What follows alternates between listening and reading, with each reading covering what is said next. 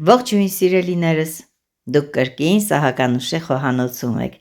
և ես անչափ ուրախ եմ և շնորհակալ։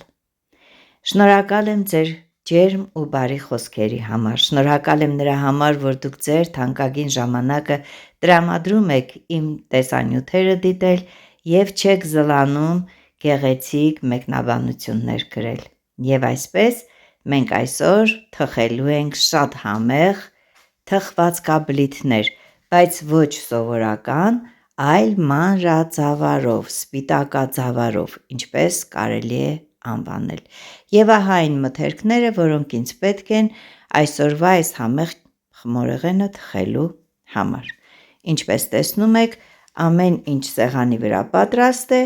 այս ամենը և ես հիմա խմորը պատրաստելու ժամանակ հատիկ առ հատիկ կասեմ, որից ինչքան ենք ավելացնում։ Երկու ձվի վրա ավելացնում եմ 100 գրամ շաքարավազ,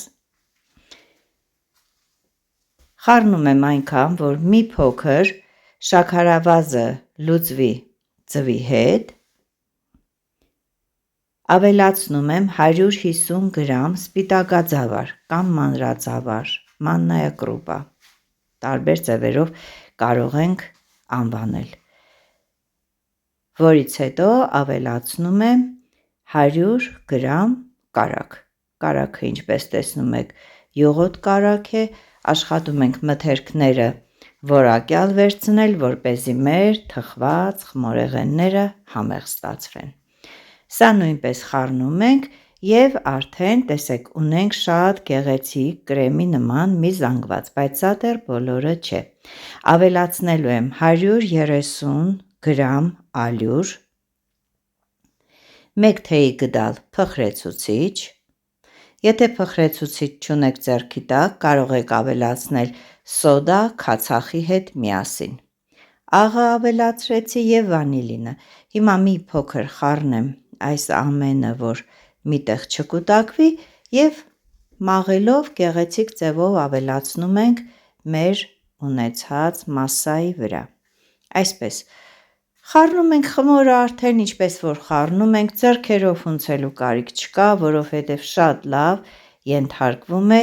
և այժմ դուք կտեսնեք, թե ինչպիսի գեղեցիկ խմոր ստացվեց։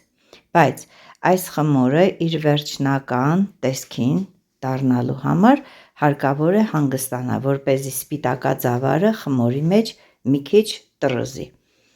Փակում ենք սրբիչով և թողնում ենք 20 րոպե։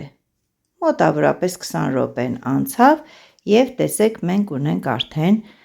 պինդ խմոր, պլաստիլինի նման, ձեռքերին չկպչող, շատ հաջող խմոր է սա։ Ես ասեմ նույնիսկ սկսնագները, ովքեր նոր են սկսել խոհանոցում խմորեղեն պատրաստել, անգամ դեռահասները կարող են այս բաղադրատոմսից օգտվել, շատ հեշտ է։ Այժմ շաքարի փոշին, որ վերցրել էի մի բաժակից մի քիչ պակաս, մոտավորապես 100-120 գրամ, բայց սա կոնկրետ չափով չենք բանանում, որովհետև հնարավոր է ավելանա, հնարավոր է պակասի, տեսնենք ինչ կունենանք։ Թեյի գդալի օգնությամբ վերցնում եմ, փոքրիկ գնդիկներ եմ պատրաստում, ճիշտ ասած ձեռնոտ չեմ օգտագործում, որովհետև պատրաստում եմ ընտանիքիս համար, թխելու եմ ընտանիքիս անդամների համար, իսկ ձեռքերս պարզ է, խոհանոցում բոլորս 1000 անգամ լվացվում ենք, մինչև մի բանի կարողանում ենք ձեռք տալ։ Ահա այսպես թաթախում ենք շաքարի փոշու մեջ, բոլոր կողմերից լավ գլորում ենք, ծածկում ենք խմորը շաքարի փոշիով և իրարից մի քիչ հեռու տեղավորում։ Այսպես վարվում ենք ամբողջ խմորի հետ և արդեն ջեռոցը տաքացրել ենք,